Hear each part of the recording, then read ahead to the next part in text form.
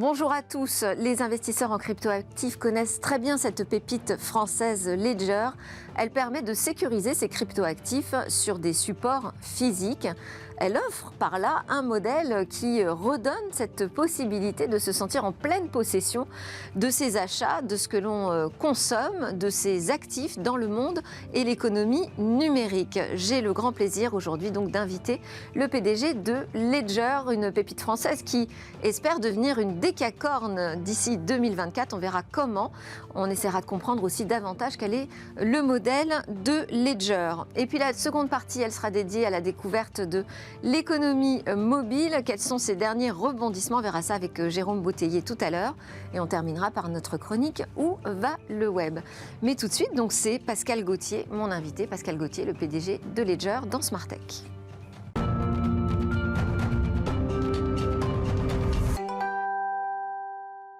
Dans Smart Tech aujourd'hui, j'ai le grand plaisir de recevoir Pascal Gauthier, qui est le PDG de Ledger. Ledger, c'est cette pépite française qui permet de stocker et de sécuriser nos crypto-actifs. Première question, Pascal, merci déjà d'être avec nous. Est-ce que vous arrivez à expliquer votre activité à vos proches? Est-ce que tout le monde comprend ce que vous faites? Oui, bien sûr. Déjà, merci de me recevoir. Non, mes proches comprennent assez facilement. Enfin, déjà, les gens comprennent assez facilement ce que c'est que la crypto-monnaie et les gens comprennent assez facilement pourquoi il faut la sécuriser. Alors, vous allez quand même nous le réexpliquer. Pourquoi est-ce qu'on a besoin Parce qu'on avait Stéphane Hospital ici dans Smart Tech lors d'un débrief qui nous disait c'est quand même un hiatus que de devoir sécuriser des actifs qui sont déjà sécurisés sur une blockchain, de devoir avoir recours à un matériel, à un produit physique pour vraiment s'assurer de leur pleine sécurité. Ouais, alors... Pourquoi c'est nécessaire? Pourquoi c'est nécessaire? Parce que quand on dit qu'on possède un bitcoin, en fait, le bitcoin, lui, est effectivement sur la blockchain. Et ce qu'on possède en réalité, c'est un secret, une clé privée cryptographique qui permet de signer les transactions et d'envoyer un bitcoin d'une adresse A, qu'on possède donc, vers une adresse B, une adresse de destination. Et donc, cette clé privée cryptographique, c'est des choses qui ont déjà existé d'ailleurs dans les milieux bancaires. C'est ce que vous avez sur votre carte bleue, sauf que la clé privée cryptographique qui est dedans ne vous appartient pas, elle appartient à la banque. Cette fois-ci, elle vous appartient. Et donc, pour pouvoir signer sur une blockchain, il faut avoir cette clé privée, ce secret. Et donc, c'est ça qu'il faut sécuriser. Et alors, c'est ce que je disais dans le sommaire quand je présentais votre grande interview. Je disais que c'est un moyen finalement de retrouver ce sentiment de pleine possession de nos actifs, de nos achats dans l'économie numérique. Oui, c'est exactement ça, parce que vous l'avez très bien décrit. Dans le monde numérique, en fait, dans la bancarisation, on ne possède plus notre argent. Ouais. N'importe quelle transaction numérique aujourd'hui, en dehors du bitcoin et des crypto-monnaies, c'est une transaction dans laquelle il y a forcément un intermédiaire. Grâce au bitcoin, on peut faire désormais les transactions numériques de pair à pair, de vous à moi par exemple, sans avoir un intermédiaire qui vient prendre une commission au passage. Et donc ça permet de posséder son argent, d'être plus libre, et aussi de baisser très fortement le prix des transactions. Mais c'est aussi un sujet que l'on retrouve dans toute l'économie numérique, dans le monde de la culture. Ce modèle, on pourrait l'appliquer à plein d'activités, plein d'économies numériques pour redonner le plein pouvoir, mais aussi l'accès direct à ces actifs culturels. Je pense à la musique, je pense à la vidéo, par exemple. Oui, vos questions sont très bien posées, parce qu'il y a la réponse en même temps dans la question. Tout ce que vous décrivez, c'est juste. C'est-à-dire qu'avec le Bitcoin, on a eu l'invention finalement d'un actif digital unique. C'est la première fois en fait qu'on peut posséder quelque chose de digital. Avant, tout ce qui était digital, comme un MP3 par exemple, on ne peut pas le posséder, il est copiable à l'infini, il n'est pas unique. Oui. Là, le Bitcoin, c'est unique. Et donc effectivement, cette technologie, ou les technologies dites de la blockchain, ça s'applique ensuite à tout un cas d'usage. Et vous les avez décrits, l'art, comment on prouve l'origine d'une œuvre d'art, comment on prouve qu'elle est unique, surtout si c'est une œuvre d'art numérique par exemple, etc., etc. Donc vous venez de le dire, mais c'est exactement ça, oui. Alors, comment ça marche très concrètement et combien ça coûte d'accéder au service de Ledger? Écoutez, ça marche comme on achète un iPhone, on achète un Ledger, donc c'est le même type d'achat. Ça coûte. Donc, petit boîtier, d'ailleurs le dernier très joliment designé à la Apple. Et à juste titre, puisque c'est Tony Fadell en fait qui est l'inventeur de l'iPod qui l'a dessiné, donc c'est le premier produit qu'il dessine d'ailleurs depuis qu'il a revendu Nest à Google. C'était important d'avoir aussi un beau produit, un bel objet? Je pense la désirabilité du produit, quand on fait du produit, elle est très importante. Et on voit bien d'ailleurs Mais alors ça augmente les coûts en revanche, hein. Alors, ça augmente les coûts parce que, effectivement, en plus d'être, enfin, pour être beau d'ailleurs, on a dû mettre beaucoup de technologies dedans et notamment beaucoup de technologies novatrices. Et vous aurez remarqué que ça va être une première mondiale en fait, en dehors des hardware wallets d'ailleurs, hein, pour tout produit de type consumer electronics. C'est une première mondiale puisqu'on a un écran en e-ink complètement incurvé sur la tranche, et ce qui fait qu'on peut individualiser la tranche et l'écran principal. Et donc ça, c'est une première mondiale. Donc effectivement, on n'est pas allé chercher la facilité, mais ça, c'est Tony, et c'est ce qu'on peut lire quand on lit les histoires d'Apple, c'est qu'on essaye toujours de faire des produits extraordinaires, très désirables, et bien sûr avec une grande fonctionnalité, puisque en fait, Apple et Ledger ont fait un bébé, et ça s'appelle Ledger Stacks. Donc, ces hardware wallets, donc ces portefeuilles physiques pour des cryptos actifs, ce sont des objets matériels, joliment designés, qui permettent d'afficher ces actifs. Ça leur donne encore plus presque de matérialité. Donc, comment je fais pour les charger à l'intérieur de ce matériel, mes actifs, mes crypto-actifs, et combien ça coûte? Je reviens à ma question. Ça coûte entre 79 et 279 euros, hein, en fonction du modèle que vous allez choisir. La différence, c'est quoi? Sur la capacité de stockage? Il y a des différences de capacité de stockage, de connectivité, de design. Et ensuite, c'est à vous de choisir ce qui va le mieux pour votre utilisation. Donc ça, c'était la question du prix. Et votre autre question, c'est comment on fait pour l'utiliser? C'est assez simple, en fait. On ouvre la boîte et puis on suit les instructions. Il n'y a pas de difficulté à utiliser un Ledger, vraiment. Et d'ailleurs, avec Ledger Stacks... Parce que la question de l'interface utilisateur, c'est aussi un point très important, et notamment chez Apple, qui semble être une référence intéressante pour vous chez Ledger. C'est énorme. Tout ce qui est... l'expérience utilisateur et les interfaces utilisateurs, c'est un peu ce qui sépare encore le monde des crypto-monnaies du business to consumer, du B2C. Nous, on dit qu'on est encore un petit peu dans le B2G, le business to geeks, et qu'il faut justement amener ce marché vers le grand public. Et pour ça, il faut simplifier l'utilisation des produits, simplifier tout le processus justement d'onboarding, de comment on commence à utiliser les crypto-monnaies d'une part, mais un ledger là en particulier. Et donc c'est cette phase, donc on ouvre la boîte et puis on suit les instructions. Et sur cette phase, on s'améliore de jour en jour, et notamment avec Ledger Stacks, on l'a rendu encore plus simple et plus rapide. Parce qu'on dit que c'est plutôt pour les investisseurs aguerris en crypto-actifs. Mais quand on dit ça, je pense qu'on parle d'autre chose. C'est-à-dire qu'il faut bien faire la distinction entre des gens qui vont dans la crypto-monnaie pour la spéculation et des gens qui vont dans la crypto-monnaie pour l'usage. On peut très bien aller dans la crypto-monnaie pour faire du paiement, par exemple, parce qu'on doit payer en crypto-monnaie, etc. Ça existe dans plein de pays, le Salvador, l'Argentine, le Zimbabwe, etc. Le Liban, il y a un vrai cas d'usage de paiement en crypto-monnaie. Pourquoi? Parce que les monnaies locales ont failli, donc elles ne valent plus rien. Alors, on passe en crypto-monnaie et on paye avec ça. Ce qui est complètement différent d'un cas de spéculation où on achète et on revend des crypto-monnaies comme on pourrait spéculer en bourse, par exemple. À partir de quand c'est intéressant justement d'avoir recours à un support physique, un moyen matériel pour stocker ces crypto-actifs? Je pense qu'il faut tout le temps posséder ces cryptos. On a vu d'ailleurs avec l'épisode FTX que en fait, les cryptos ont été créés parce qu'on ne peut pas faire confiance a priori à des tiers. Tout le monde faisait confiance à FTX et malheureusement, il ne fallait pas. Et donc, aujourd'hui, on peut tout à fait participer à l'ensemble des cas d'usage des crypto-monnaies en possédant ses clés privées et en possédant son propre argent. Alors, donc, faites référence quand même à cette affaire FTX, moi je le dis en français, vous me pardonnerez. Est-ce qu'on est sûr que d'avoir recours justement à un support physique pour stocker ces crypto-actifs, ça nous protège complètement de toutes ces arnaques qui existent dans le Web3 aujourd'hui? Je veux dire, les arnaques, souvent c'est ce qu'on appelle du social engineering, c'est-à-dire qu'on va essayer de vous faire commettre une erreur. Donc, quel que soit le support que vous utilisez pour protéger vos clés privées, que ce soit Ledger ou FTX à un moment donné, ou Binance, etc., vous pouvez toujours vous faire avoir d'une certaine manière. Et donc, il faut, quoi qu'il arrive, être responsable, faire très attention et gérer sa propre sécurité. Néanmoins, une fois que vous possédez vos clés privées, il y a quelque chose qui n'existe plus, c'est-à-dire que vous n'êtes plus Vous n'avez plus à faire confiance à un tiers. Et d'ailleurs, les crypto-monnaies ont été créées en réaction à la crise de 2008 et à la chute de Lehman Brothers et au fait qu'on a réalisé que personne n'était trop gros pour échouer. Nobody is too big to fail. Et donc là, c'est toujours la même chose, c'est-à-dire qu'on a pensé que FTX allait, non, en fait, FTX, ça ne va pas et on ne peut pas faire confiance à des tiers avec son argent. Et donc, c'est la révolution du Bitcoin et des crypto-monnaies, c'est ça, c'est-à-dire on peut se réapproprier son argent et donc, comme c'est assez facile de le faire, il faut le faire. Quand on investit uniquement en Bitcoin, on a besoin d'avoir un hardware wallet ?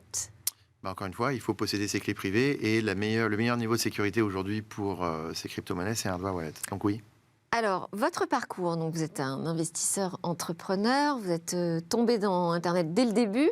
Vous avez commencé par le comparateur de prix Quelcoût, revendu à Yahoo en 2004, où vous passez donc quelques années jusqu'en 2007. Vous allez aussi faire un petit détour chez Criteo, le roi de la publicité numérique en France. Et puis, vous créez en 2013 un site internet de données financières sur le Bitcoin. Vous vous y intéressez finalement assez rapidement. Qu'est-ce qui vous séduit dans cette aventure des crypto-monnaies au démarrage ? Et de la même façon, vous commencez à travailler avec Ledger début 2015. Vous êtes le premier investisseur finalement dans cette future pépite française. Qu'est-ce qui vous a séduit dans ces nouveaux modèles ? Quand je travaillais sur Criteo, j'ai fait plus qu'un petit passage, c'était 2008 à 2013. C'est moi qui passe vite, pardon. Non, mais pas de problème. En fait, on se rend compte que dans le monde du Web 2, enfin dans le monde du Web, il y a déjà des forteresses qui sont établies et qui sont très difficiles à prendre. Quand on est Criteo, on doit se battre contre Google, Facebook, Amazon, etc., etc. Donc, moi, ma constatation, c'était que c'était un peu des batailles perdues d'avance parce que là, c'est Don Quichotte version survitaminée. On se bat contre des gens qu'on peut absolument pas battre. Ils ont trop d'argent, trop de ressources, etc., etc. Et donc, moi, j'ai trouvé que le Bitcoin, c'était intéressant parce que on change de protocole. En fait, le Bitcoin, c'est un protocole. Comme Ethereum, c'est un protocole. Tout ça, ce sont des protocoles publics, open source, etc. Et donc un peu comme le web. Et donc comme on change de protocole, la réflexion que je me suis faite à l'époque, mais je n'étais pas le seul à me la faire, Éric Larchevêque et l'ensemble de l'équipe fondatrice de Ledger se faisait la même, c'était de dire, là on peut peut-être construire des géants de la technologie, parce qu'on change un peu de paradigme, on change de protocole, et donc là-dessus, on va pouvoir construire quelque chose où on ne sera pas forcément tout de suite en concurrence avec ces mastodontes, et on aura le temps de grandir. Ce qui est d'ailleurs une stratégie gagnante, parce que c'est assez vrai toujours aujourd'hui. On est vraiment sur des nouveaux protocoles. Les grands GAFAM ne s'occupent pas trop encore des crypto-monnaies parce que c'est difficile pour eux. On passe d'un monde très centralisé à un monde complètement décentralisé. Et donc, c'est un changement de technologie. C'est un changement intéresse quand même, parce que si je prends l'exemple de Facebook, avant que Facebook devienne Meta d'ailleurs, les projets sont assez ambitieux du côté des GAFAM. Alors ouais, c'est très ambitieux, sauf que pour l'instant, on n'a rien vu. Libra, ça a échoué. Meta, je crois qu'ils annoncent dépenser 10 milliards par trimestre ou an, je ne sais plus. Enfin bon, bref, ça n'a pas l'air de... Enfin... mais d'ailleurs, je pense que... Donc ils vont arriver, en tout cas. Ça ne fait pas de mystère. Alors, ils vont peut-être arriver, mais moi, ma prédiction, quand même, c'est qu'ils vont avoir beaucoup de mal. Et notamment, la raison pour laquelle Meta a du mal, c'est que c'est très difficile de passer d'une philosophie de centralisation et de contrôle à une philosophie de décentralisation et d'open source. Et aujourd'hui, Facebook ne rayonne pas par son altruisme et le fait d'ouvrir ses services au monde entier. Ils ont plutôt une tendance à la centralisation forte autour de leurs dirigeants qui décident d'une main de fer un petit peu la ligne de conduite de Facebook. Ça n'a rien à voir avec la nature open source, par exemple, d'un Ledger, où nous, en fait, notre philosophie, c'est de rendre Ledger accessible à tous et surtout que tout le monde puisse se connecter à n'importe quel service sans que Ledger ait à décider. En fait, aujourd'hui, Ledger ne peut absolument rien faire de votre produit. Vous êtes complètement libre, on ne peut pas intervenir, on ne peut pas modifier quelque chose sur le produit. Si vous voulez changer de produit, vous avez uniquement à prendre votre mot de passe maître et à le rentrer dans le nouveau produit que vous voulez utiliser, et bye bye Ledger. Et même si Ledger demain met la clé sous la porte, les produits continueront de marcher. Et ça, c'est quelque chose auquel vous tenez, ce modèle-là? Parce que si vous faites cette référence avec Apple, là, de temps en temps, je l'ai entendu même lors de cette interview, c'est pas le choix du tout qui est fait par Apple. Non, mais c'est pour ça que je pense qu'il y a un changement de paradigme complet, qu'on passe vraiment dans le Web3 et que nous, en fait, on est une version décentralisée de ce qu'un Apple est. En fait, l'Apple, c'est la version centralisée, nous, on est la version décentralisée.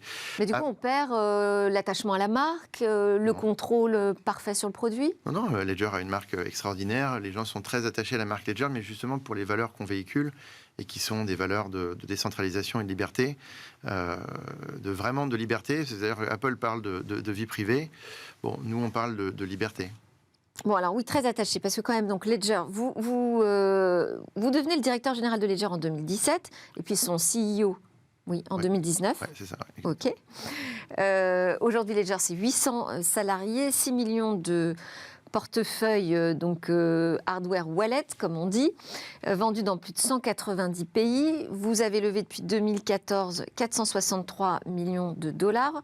Vous dites sécuriser aujourd'hui 20% des actifs numériques dans le monde et 30% des NFT. Comment est-ce que vous arrivez à faire ça, vous, start-up française, justement? Bon, parce que déjà, on ne réfléchit pas trop au fait qu'on est une start-up française. Et en plus de ça, la raison pour laquelle je suis entré dans le Bitcoin et la raison pour laquelle le Bitcoin c'est intéressant, c'est que justement, il n'y a plus de France, Argentine, États-Unis, etc. Ça casse complètement les frontières. Okay. Et donc, c'est un peu une nouveauté. D'ailleurs, quand on regarde le classement des entreprises qui s'occupent de crypto-monnaies globalement dans le monde, la plupart des grandes entreprises sont en dehors des États-Unis, d'une part. Et en Europe, la France est devant l'Allemagne et l'Angleterre. Et donc ça, c'est assez nouveau. Et c'est pour ça que je parlais de changement de paradigme et d'aller vers d'autres protocoles, parce que ça ouvre des possibilités. Et la France, en l'occurrence, est très bien placée sur ces nouvelles technologies, parce qu'en France, en cryptographie, on est très bon. En mathématiques, on est très bon. En finance, on est très bon. En jeux vidéo, avec Sorare, on est très bon. Enfin, vous voyez, on a toutes ces capacités. Et c'est pour ça, d'ailleurs, que alors, France... oui, mais souvent, on dit, bah, voilà, on a le potentiel, mais alors après, pour passer justement à l'échelle, créer vraiment des géants mondiaux, ça devient plus compliqué. On ne prend pas le sujet par le bon bout en Europe, plus largement qu'en France. Hein. Oui, je pense que vous avez raison de parler d'Europe. Et je pense qu'il y a deux choses. En Europe, il y a un conservatisme ambiant qui est très fort. Enfin, on est un continent assez conservateur par rapport aux États-Unis ou à l'Asie. Donc, on a toujours tendance à penser que c'est mal d'abord avant de penser que c'est bien. Il y a vraiment quelque chose comme ça qui se joue. Et en France, moi, je pense qu'il y a un petit problème, c'est qu'on parle trop de French quelque chose. On parle de French touch, French tech, French truc.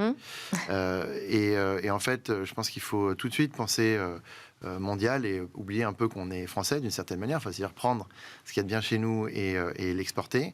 Ce qu'on a très bien su faire pendant de longues périodes. La France a construit des très, très grandes entreprises, juste pas dans la technologie.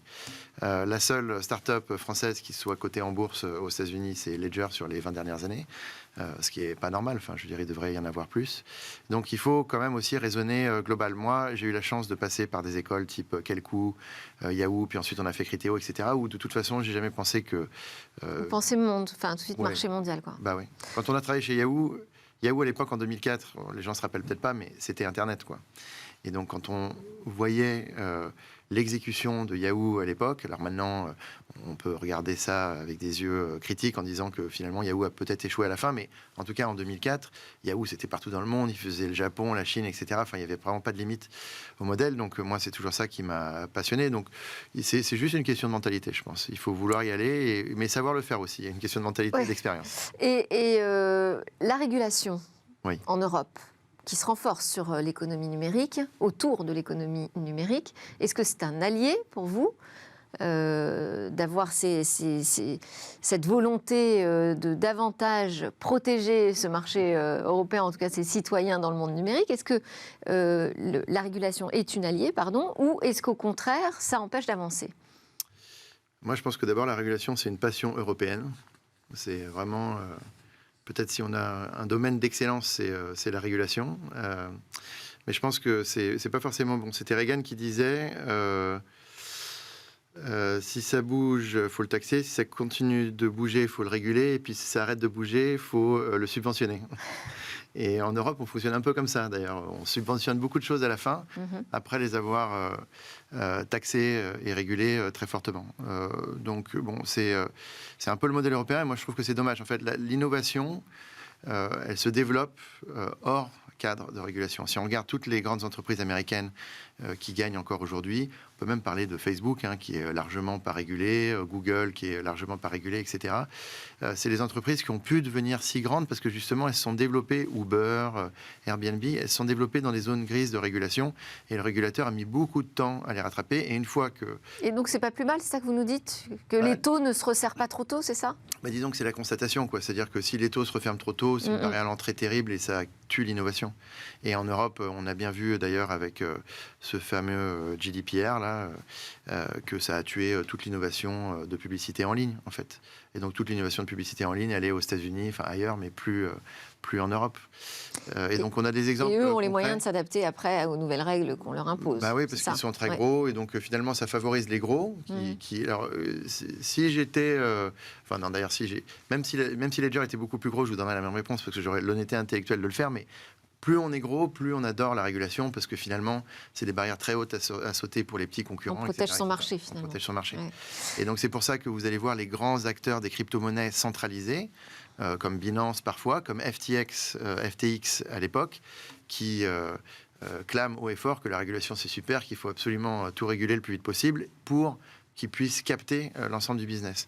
Donc nous, on pense que le logiciel libre, c'est très bien. Bitcoin, tout ça, c'est du logiciel libre. C'est bien que les gens puissent y accéder directement parce que c'est pas possible de réguler les mathématiques. Donc je pense que le futur est en partie là. Et d'ailleurs, Bitcoin est résistant à la censure. C'est comme ça qu'il a été dessiné. Et on pense que c'est peut-être la feature la plus importante parce que tout ne doit pas être régulation. Et d'ailleurs, la régulation, souvent...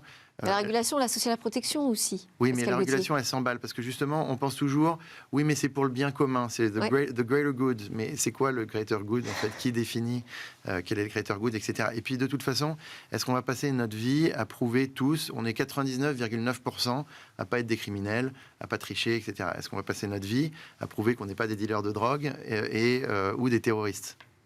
Parce que c'est ça le greater good. Alors, en ce moment, en plus, ces nouvelles technologies permettent de rendre beaucoup de liberté aux gens. Et elles sont anonymes, certes, mais elles sont traçables. Et donc, on se rend compte d'ailleurs avec plein d'études qui sont sorties, parce qu'on peut débunker les clichés des crypto-monnaies, que c'est pas les rails préférés par les dealers de drogue et les terroristes, puisque c'est traçable. Et donc, on peut facilement revenir ensuite sur les transactions et voir si elles donnent. Donc, le régulateur devrait prendre ça en compte, cette nouvelle technologie, pour adapter la régulation plutôt que d'essayer d'imposer des régulations qui viennent du monde d'avant et qui ne sont pas vraiment adaptées à ces nouvelles technologies. Bon, le temps file très vite. Je voulais quand même qu'on réfléchisse ensemble à la manière dont vous allez atteindre cet objectif de devenir une décacorne, une valorisation à 10 milliards d'ici 2024. C'est ça votre objectif? Moi, j'avais carrément dit 100 milliards à 2026. Allez, alors comment? Non, mais parce que je crois que, il faut que l'Europe commence à créer des grandes entreprises de technologie parce qu'au-delà de gagner de l'argent et créer des emplois et faire toutes ces bonnes choses dont l'Europe a besoin, il y a aussi une question de promotion des valeurs européennes. On voit très bien avec les grands business américains qu'il y a une forte promotion des valeurs américaines. Et quand je dis ça, c'est pas un jugement de valeur, c'est juste une constatation de dire que le business véhicule les valeurs. Les valeurs européennes sont plutôt bonnes, je pense. Enfin, en tout cas, certaines valent le coup d'être partagées. Donc, il faut pouvoir créer des grands business pour le faire. Et pour créer des grands business, il y a c'est un triptyque, c'est l'ambition, la résilience et l'exécution parfaite. L'ambition, il faut déjà avoir l'ambition de vouloir aller à 100 milliards, parce que si on ne se le dit pas, on n'y va pas. On ne peut pas le visualiser. La résilience, c'est prendre le temps d'y aller et savoir encaisser les coups. Parce que tous les gens qui pensent que le succès arrive dans la nuit, bon, ça c'est faux, le succès se prépare dans le temps. Les personnes qui gagnent rapidement. Et là, des difficultés, on peut dire que vous en avez traversé quand même dans le monde des cryptoactifs. C'est très chahuté ces derniers temps. Ouais, il faut savoir résister. Je vais vous dire, le monde de la finance était très chahuté. Les marchés publics ont perdu 30% de leur valeur. Non, mais surtout. Non, mais d'accord. Surtout les marchés publics. Après, je veux dire, je veux quand même qu'on reste sur notre sujet. Ça a généré une crise de confiance, on ne peut pas le nier, dans le monde des cryptoactifs, ces affaires, ces scandales. Non, absolument pas. Comme FTX. Alors après, vous présentez aussi comme une sorte de refuge, puisque vous êtes la sécurisation, le stockage matériel de ces cryptoactifs, mais ça a pu décourager les investisseurs particuliers. Non. Absolument pas. Et d'ailleurs, on le voit aujourd'hui, le Bitcoin, lui, ne connaît pas la crise. Pendant l'histoire FTX, avant l'histoire FTX, il était à un peu plus de 20 000, il a baissé à 17 000, il vient de remonter à 24 000. Enfin, je veux dire, le Bitcoin... Le Bitcoin, oui, d'accord. Oui, c'est ça les crypto-monnaies, hein. C'est pas FTX. Hein. FTX il y a l'Ether aussi, il y en a d'autres. Et pareil, l'Ether a fait la même chose, l'Ether est remonté à 1600, etc. Ça remonte, oui. Okay. Tout remonte. Non, mais ça veut dire que les crypto-monnaies, en fait, se moquent de la centralisation. Les crypto-monnaies ont été faits pour ne pas être centralisées. Donc finalement, qu'un acteur centralisé échoue, d'ailleurs, c'est même pas un échec, là, c'est carrément de la fraude, mais bon... C'est ce que je veux dire, oui. C'est encore un autre problème. Et donc ça, le Bitcoin s'en fiche. Donc résilience, et le dernier point ? Exécution parfaite. Et donc c'est ça qui est difficile. Il faut exécuter parfaitement parce que le monde est grand, on a des concurrents partout. L'exécution parfaite, c'est avant tout de créer une grande équipe de management, une grande équipe pour pouvoir développer le business. On parle beaucoup d'intelligence artificielle en ce moment parce qu'effectivement, ChatGPT, c'est très impressionnant. Mais il faut que je rassure quand même les gens, on a encore besoin d'humains pour travailler chez Ledger, et c'est les humains qui vont faire la différence. Et puis on en manque visiblement, hein, des cerveaux. Le recrutement, c'est compliqué dans les techs. C'est très compliqué. On termine très vite avec l'interview express. J'aurai pas le temps de vous poser beaucoup de questions. La première question, c'est que vous avez un portrait de Dark Vador affiché au mur dans votre bureau. Ça terrorise les nouveaux entrants chez Ledger ? Oui, a priori, mais c'est pas du tout pour ça que je l'ai fait. Moi, je suis un fan de Star Wars et j'avais trouvé ce tableau dans le Marais un jour. Je trouvais sympa, donc je l'ai acheté. Voilà. Et vous, vos peurs, alors, vos vraies peurs, quelles sont-elles ? Dans la vie, vous voulez dire, ou dans le business ? Comme vous voulez. Dans la vie, c'est la mort. Moi, ça me fait un petit peu peur. J'aime pas trop ça.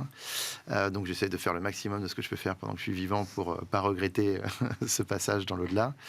Et dans le business, c'est le défaut d'exécution. Enfin, je veux dire, quand je vous parle d'exécution parfaite, ça, c'est vraiment quelque chose qui me fait phosphorer 100% du temps. C'est-à-dire comment est-ce qu'on peut toujours faire mieux. Et dans l'exécution parfaite, ce qui est terrible, en fait, c'est qu'on peut toujours faire mieux. On se rend compte qu'on peut toujours faire mieux et qu'il n'y a jamais de limite. Merci beaucoup, Pascal Gauthier, PDG de Ledger. Merci beaucoup de nous avoir accordé cet entretien dans Smart Tech. On se retrouve juste après la pause pour parler de l'économie dans le mobile.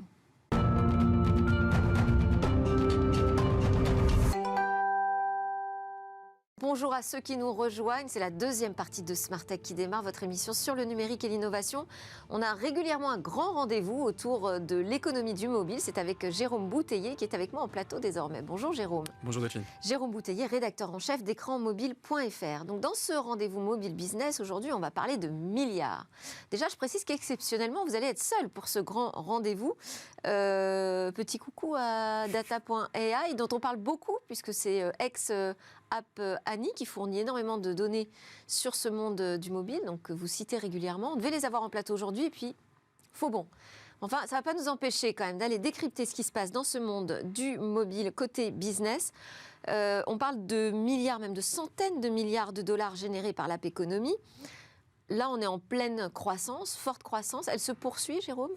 Alors, effectivement, ça fait déjà 15 ans qu'on a une app économie, depuis la création en 2008 des App Store d'Apple et Google.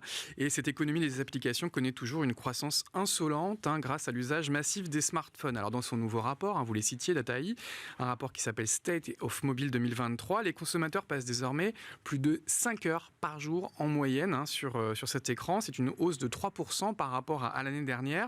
Le nombre d'heures passées a culminé à 4100 milliards, soit une croissance de 9% par rapport à 2021. En France, où nous utilisons encore massivement les ordinateurs, le temps sur mobile quotidien oscille entre 2h30 selon Médiamétrie et 3h30 selon Data.ai, mais dans les deux cas, c'est en forte croissance. Et selon vous, ce temps d'écran sur smartphone, il peut encore augmenter ? Alors ça, c'est une question effectivement assez complexe et je crois qu'il faut distinguer un peu les situations selon les pays. Si on prend des pays dits émergents comme l'Indonésie, le temps d'écran moyen est au-delà des 5 heures, 5h30 je crois dans le rapport. Et on pourrait peut-être encore légèrement progresser et atteindre les 6 heures par jour. Mais 6 heures, c'est énorme, c'est un quart des 24 heures d'une journée. Et je pense qu'on va mécaniquement atteindre un plafond dans ce type de pays. En France... Voir sur quel temps ça prend. Est-ce que ça prend sur le temps de sommeil? Sur le sommeil, sans doute. Mais on va sans doute atteindre une asymptote, un plafond. En France, le temps mobile, lui, par contre, il dispose encore d'un assez fort potentiel de croissance, notamment parce que le smartphone peut encore remplacer d'autres écrans comme l'ordinateur ou le téléviseur. L'ARCEP a publié il y a quelques jours un rapport qui explique que les Français passent en moyenne 32 heures sur tous les écrans digitaux par semaine. Ça ferait une moyenne quotidienne entre 4 et 5 heures. Donc on voit qu'il y a encore un léger potentiel de croissance en France. Et puis il y a enfin des pays comme la Chine, où le temps d'écran sur mobile est d'ailleurs à peu près comparable à la France, mais où le gouvernement a décidé de mener une politique pour limiter l'addiction des jeunes aux écrans digitaux. Et donc ils ont voté des mesures assez coercitives pour limiter. Par exemple, les consommations de jeux vidéo, c'est 3 heures par semaine maximum pour les mineurs. Et donc peut-être que dans ces pays-là, la croissance va ralentir, voire décliner dans les prochaines années. Et faire baisser la moyenne mondiale. Et faire baisser la moyenne. Alors dans quelle mesure tout ce temps passé sur les écrans mobiles profite aux applications? Alors un point important qui est souvent méconnu par les internautes de la première heure, moi par exemple je passe encore beaucoup de temps sur les outils de recherche, sur les navigateurs web. Et sur mobile, 90% du temps est consacré aux applications et à peine 10% au World Wide Web. Donc c'est vraiment des nouveaux usages. Et dans cet univers des applications, le nombre de téléchargements est en très forte croissance. Data AI estime le marché à 151 milliards de téléchargements pour l'année 2022, en croissance annuelle de plus de 9% par rapport aux 140 milliards de téléchargements de 2021. Et selon cet indicateur en volume, c'est le Play Store de Google qui domine avec 117 milliards de téléchargements, une croissance de 2%, loin devant l'App Store qui n'a affiché que 34 milliards de téléchargements avec une croissance très modeste de 1% cette année. Donc ça, c'est la croissance en volume. En revanche, du côté de la valeur, on est plutôt face à une baisse et c'est une première, non ? Alors, selon le rapport Data AI, les dépenses sur les App Store d'Apple et Google, elles ont atteint 129 milliards de dollars, ce qui serait donc une très légère hausse de 2%. Dans le détail, l'App Store d'Apple continue de dominer le marché avec 83 milliards de dollars de revenus, 65% de part de marché et 46 milliards pour le Play Store de Google qui revendique pour sa part 35% de part de marché. C'est un peu inversé en valeur par rapport au volume. Mais si on inclut l'ensemble des App Store, y compris les App Store alternatifs qu'on peut voir en Chine ou aux États-Unis, Amazon par exemple a son propre App Store, le total du marché serait cette fois-ci de 167 milliards de dollars et là effectivement il y aurait une légère baisse de 2%, ce qui serait à ma connaissance une première après 15 ans de croissance continue de l'app économie. Et alors cette légère baisse de valeur, elle vient d'où? Elle provient d'où? Alors, elle vient très probablement de l'univers du gaming. Vous le savez, le gaming, c'est traditionnellement les 2/3 de l'app économie en valeur. Et le mobile représente d'ailleurs aujourd'hui plus de la moitié du chiffre d'affaires du secteur du jeu vidéo. Et en 2022, les dépenses consacrées aux applications de jeux vidéo, elles ont diminué de plus de 5% par rapport à l'année précédente. C'est donc 110 milliards de dollars de dépensés. Et ça s'explique sans doute par les restrictions qui commencent à apparaître sur le marché chinois. Et puis aussi après des très fortes années de croissance au moment du Covid. Cette baisse en valeur est toutefois à pondérer parce que les volumes, eux, sont toujours en hausse. On parle de 90 milliards de téléchargements. Donc et là, c'est une hausse. On joue toujours beaucoup. On joue toujours beaucoup. Et c'est une hausse de 8% annuelle. Ok, alors cette app économie, elle ne repose pas que sur le téléchargement et le paiement d'applications. Il y a aussi la partie revenus publicitaires.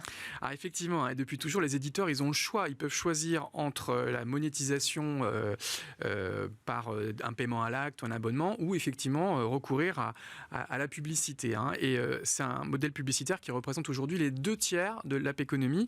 Data AI l'estime à 362 milliards de dollars de chiffre d'affaires. C'est donc 2 fois plus que les dépenses in-app. Et ça serait en hausse de l'ordre de 14% d'une année sur l'autre. C'est un chiffre absolument colossal. Et si on le met en perspective avec l'ensemble du marché publicitaire, c'est à peu près la moitié d'un marché évalué à 740 milliards de dollars par l'agence de communication Dentsu. Donc la moitié des dépenses publicitaires mondiales sur mobile. Alors, il y a un phénomène aussi, c'est le mobile qui devient la télé, en quelque sorte, des milléniums. Ça, c'est un nouveau développement de business. Alors, effectivement, les mobinautes, ils plébiscitent aujourd'hui de plus en plus des applications vidéo, et c'est rendu possible par des réseaux comme la 4G ou la 5G. Alors, on pense évidemment à YouTube, Facebook, Snap, Instagram, Netflix, mais la star incontestable en ce moment, c'est le petit dernier, c'est TikTok, qui est clairement le modèle à suivre. Ces dernières années, l'application TikTok a été téléchargée 3,5 milliards de fois. c'est 2 fois plus que YouTube et elle a généré 3 milliards de dollars de dépenses consommateurs, soit presque autant que Tinder, qui reste la référence en matière de revenus. C'est un formidable succès pour ByteDance, son éditeur, c'est un formidable modèle à suivre pour les éditeurs chinois et tous les grands groupes américains lui courent derrière aujourd'hui. On peut citer par exemple le lancement des YouTube Shorts ou des Instagram Reels qui sont clairement inspirés de TikTok. Bon, il y a aussi le président américain qui court derrière TikTok, là, en ce moment même, d'ailleurs, aujourd'hui, je crois. Donc, selon vous, parce que là, on ne parle plus de petites applications, on est vraiment dans des super apps, des plateformes mobiles. Selon vous, c'est la tendance vraiment qui va s'installer ? Oui, on pourrait presque dire super app first. Alors, on a beaucoup employé des expressions comme mobile first. C'était l'idée que le mobile dépassait l'ordinateur. On parle aussi parfois d'app first, pour rappeler que le temps dans les apps est largement supérieur au temps sur le web. Et effectivement, on rentre dans cette ère un peu des super apps, qu'elles soient américaines ou chinoises. Selon Data.ai, on a désormais 224 applications dans le monde qui génèrent chaque année plus de 100 millions de dollars. Et il y en aurait même une dizaine qui auraient franchi le cap du milliard de dollars de revenus. Pour la plupart, donc effectivement américaines ou chinoises. Il y a quelques succès en Europe. On peut citer les Suédois de Spotify, les Russes de Telegram, mais bon, les Européens sont encore relativement rares.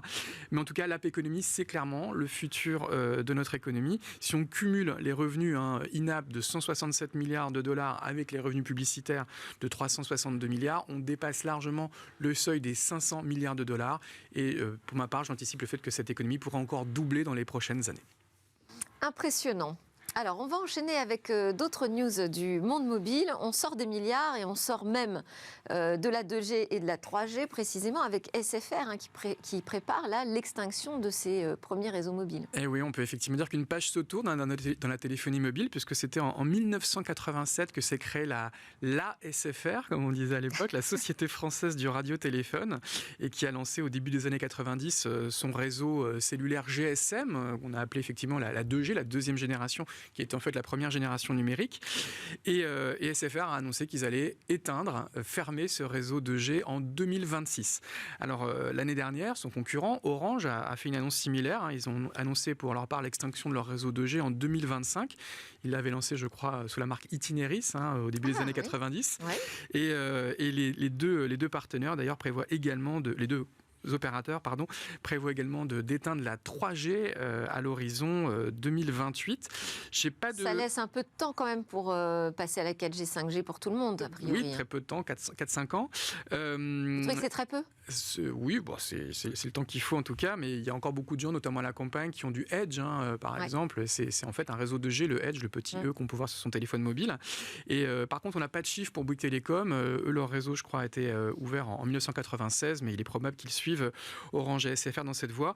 Les principaux opérateurs préfèrent aujourd'hui se concentrer sur la 4G, qui est la technologie majoritaire, et surtout la 5G, qui monte en puissance. Déjà 6 millions d'abonnés à la 5G, et une projection qui serait que la 5G capterait la moitié du trafic data à l'horizon 2026.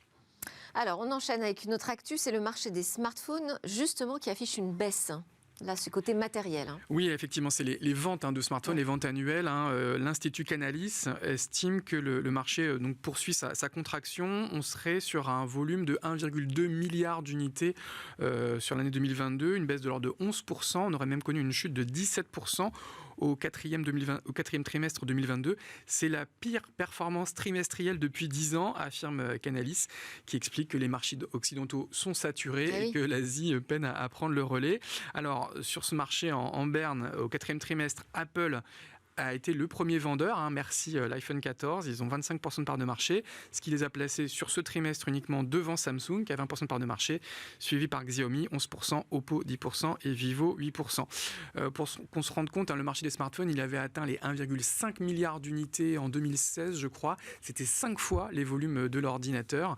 Et aujourd'hui, les analystes parient sur une certaine stabilité de ce marché.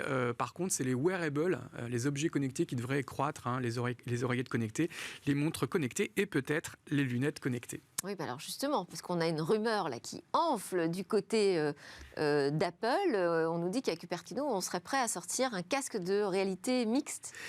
Alors effectivement, les rumeurs se multiplient. On sait que Meta, Microsoft, Google, Snapchat ont essuyé les plâtres ces dernières années avec différents modèles, soit de casques de réalité virtuelle, soit de lunettes de réalité assistée ou augmentée. Et tout le marché, effectivement, attend un moment peu à la iPhone, avec un produit Apple qui effectivement entraînerait le décollage de ce segment.